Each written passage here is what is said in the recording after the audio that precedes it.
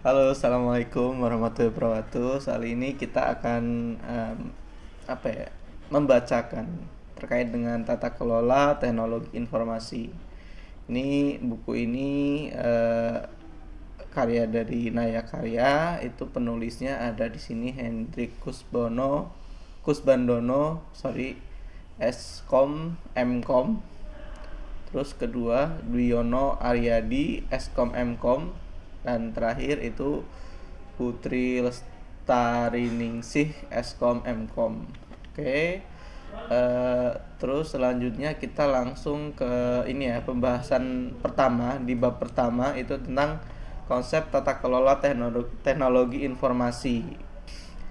Di poin 1.1 itu apa itu tata kelola TI, terus kedua 1.2 itu pentingnya dan manfaat tata kelola TI, terus 1.3 itu fokus area tata kelola TI, dan 1.4 itu kebutuhan akan tata kelola TI. Kita langsung ke nomor pertama tentang konsep tata kelola teknologi informasi. Kita nggak langsung ini ya baca panjang-panjang. Jadi kalau dalam tata kelola itu bahasanya apa ya? Tata kelola perusahaan itu bahasanya enterprise governance, dan tata kelola IT itu maksudnya IT governance. Ini merupakan satu kesatuan yang tidak bisa dipisahkan. Jadi baik itu tata kelola perusahaan ataupun tata kelola IT itu satu bagian yang mana itu nggak bisa dipisahin. Oke, itu secara konsep dan secara garis besarnya seperti itu ya. Terus kita masuk ke apa itu tata kelola TI. Terus di sini ada definisi tata kelola definisi tata kelola. Ini kalau di sini pakainya ini ya, Wikipedia. Bahasanya pakai Wikipedia. Itu suatu rangkaian proses, kebiasaan, kebijakan, aturan, dan institusi yang memengaruhi pengarahan, pengelolaan, serta pengontrolan suatu perusahaan. Itu tata kelola. Terus kita masuk ke sini lagi. Oke, ini berarti bukunya agak ngaco ya. Oke, ini kita masuk ke definisi tata kelola TI. Nah, di sini tata kelola TI merupakan bagian yang tidak dapat dipisahkan seperti yang sebelumnya sudah kita jelaskan. Nah, untuk definisinya sendiri itu kita bisa lihat di bagian mana ya. Di sini di sini nggak dijelasin. Oh, ini. Di sini IT governance is the responsibility of the board of director and executive management. IT is an integral part of enterprise governance and consists of the leader and organizational structure and process that ensure that organize IT sustain and extend the organizational objective. Jadi di sini pemahaman terhadap pernyataan tersebut dijelaskan bahwa tata kelola IT atau TI merupakan tanggung jawab dari pimpinan puncak nih, the board of director, dan executive management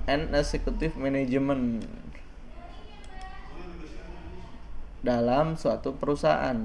Nah, bahwa tata kelola TI merupakan bagian tata kelola perusahaan yang terdiri dari kepemimpinan, struktur organisasi, dan proses demi memastikan keberlanjutan organisasi TI dan pengembangan strategi dan tujuan organisasi. Oke, terus kita lanjut ke 1.2 pentingnya dan manfaat tata kelola TI. Kita langsung ini Nah, ini ada pun beberapa alasan mengapa tata kelola IT penting atau harus dilakukan oleh organisasi atau perusahaan. Antara lain itu satu, tata kelola TI yang baik dapat menekan biaya. Jelas, ketika perusahaan sudah menerapkan tata kelola TI yang baik, banyak bukti yang menyebutkan bahwa setidaknya mereka dapat menekan biaya setidaknya bisa sampai 20% ketika telah menerapkan strateginya, seperti operational excellence yang dapat dicapai dalam waktu 3 tahun semenjak diterapkan. Jadi untuk penerapan TI itu nggak bisa dalam waktu singkat ya, jadi harus bertahap dan harus komitmen.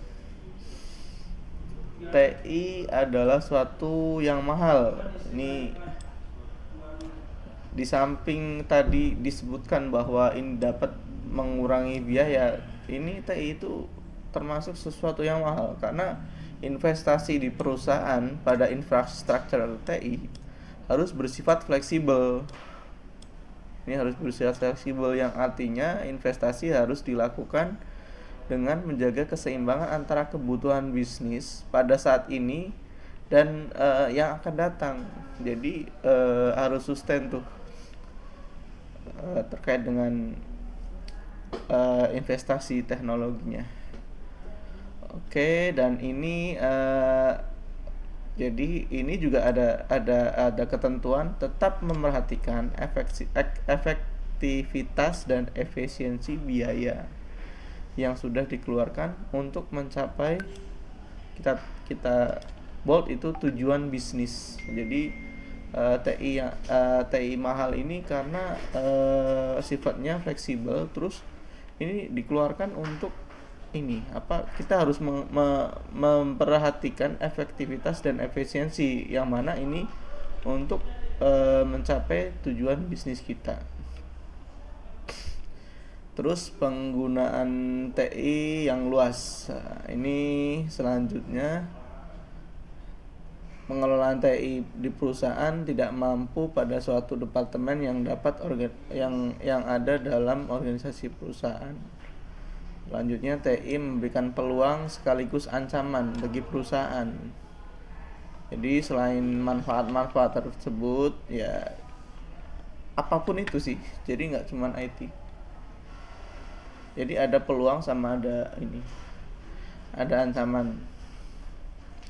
Terus selanjutnya ada tata kelola TI yang baik adalah suatu yang kritis bagi suatu perusahaan. Nilai TI lebih dari sekedar teknologi yang baik. Nah, ini keberhasilan bisnis tidak semata-mata dibantu dengan IT. Karena dalam perusahaan tata kelola TI yang baik hanya menjadi kunci ya. Jadi tetap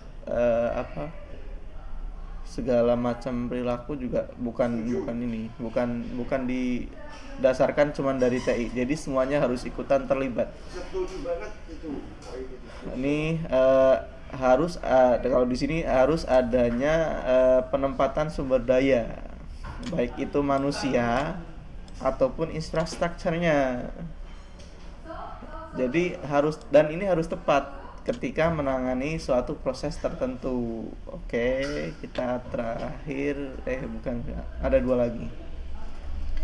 Manajemen senior memiliki keterbatasan ya. Jadi tidak semua hal harus menunggu aksi dari level eksekutif perusahaan. Hal ini dikarenakan adanya keterbatasan pada kemampuan. Oke, ini mungkin karena ada gap ya antara senior level dengan mid level ataupun dengan bawahan, sehingga perlu dilakukan secara cepat. Secara cepat dan akuntabel, namun tetap inline sesuai dengan sasaran dan arahan yang diinginkan oleh level eksekutif perusahaan. Terus perusahaan yang maju mengelola TI dengan cara yang berbeda. Perusahaan yang ingin mencapai inilah mengelola TI dengan cara masing-masing. Jadi setiap perusahaan itu punya cara masing-masing atau punya cara sendiri dalam mengelola teknologi informasinya.